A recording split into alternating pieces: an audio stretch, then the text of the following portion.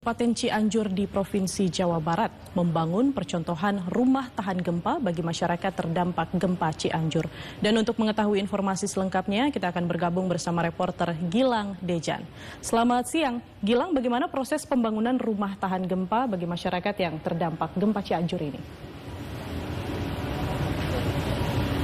Ya, baik, selamat siang Brigita dan juga saudara. Memang benar saat ini saya sedang berada di Desa Sirnagali, Kecamatan Cilaku, Kabupaten Cianjur, Jawa Barat. Di mana beberapa saat yang lalu, tepatnya pada pukul 11 siang tadi, Presiden Joko Widodo didampingi oleh Menteri Koordinator Perekonomian Erlangga Hartarto, Menteri PUPR Basuki Hadimulyono, Menteri PMK Muhadjir Effendi, serta Kepala BNPB Letjen TNI Suharyanto meninjau langsung pembangunan rumah hunian tahan gempa yang berada di Desa Sinargali ini.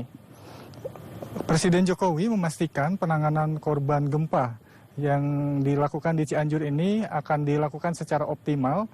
Presiden Jokowi menyebut jumlah kerusakan pada rumah mencapai 56.000, namun Presiden Jokowi menargetkan pembangunan hunian warga yang rusak ini bisa rampung secepatnya. Setidaknya ditargetkan hingga Januari 2023 sebanyak 200 unit rumah yang dibangun di Desa Sirnagali ini akan rampung dikerjakan.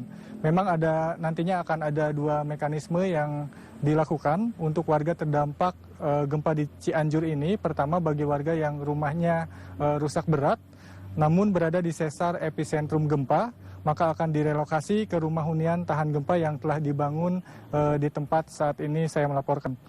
Namun bagi warga yang rumahnya rusak berat tapi berada di kawasan yang dinilai cukup aman, maka akan dibantu membangun rumahnya di tempat semula.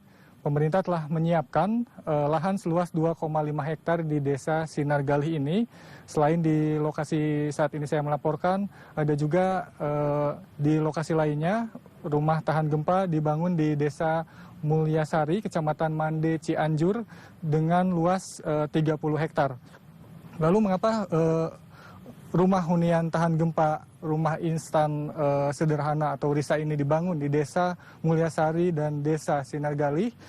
Sebab berdasarkan kajian dari Badan Meteorologi, Klimatologi dan Geofisika atau BMKG, lokasi ini tidak berada di sesar epicentrum gempa.